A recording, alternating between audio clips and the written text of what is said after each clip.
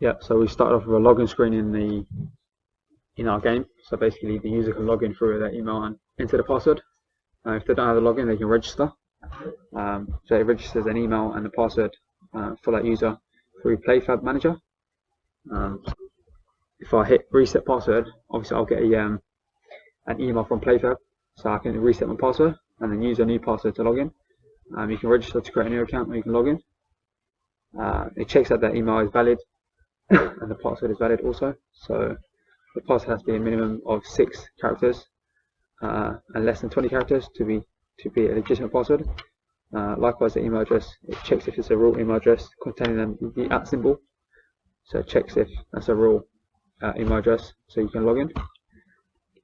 Once logged in, you have a menu screen, so you can access the play option, which takes you straight to the game options button, which shows the volume of the menu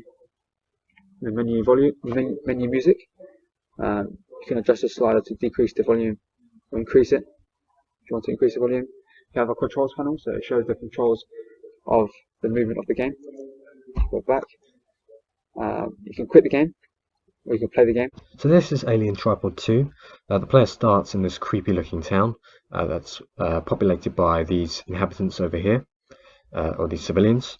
There are 3 weapons scattered around the town, which by pressing the P button, the P key, the player can pick up these weapons. And the ammo and maximum ammo is shown in the bottom right hand corner, as well as the gun name. By left clicking the mouse button, the player can fire the gun, and the player can find these ammo boxes scattered around the town, which will replenish the player's ammunition. There are also enemy AIs which are being spawned from these blue circles scattered on either side of the town, which enemies are spawned from. The enemies will then search the town for civilians and attack them until they die. And the number of civilians is shown in the top right hand corner. Once the number of civilians reaches 0, then the player will lose the game, because the number of civilians must be kept above 1, or else the entire town will be destroyed. The player must also survive the entire duration of the time limit, shown in the top of the screen. If the player successfully manages to survive the entire time duration, and number of civilians is greater than 1, then the player will win. By pressing the left key button, you can shoot your gun at the enemies until they die. If they get too close, then they will damage the player. And you'll see this reflected in the health bar in the bottom left hand of the screen. If you keep shooting the enemies, eventually they will explode and die.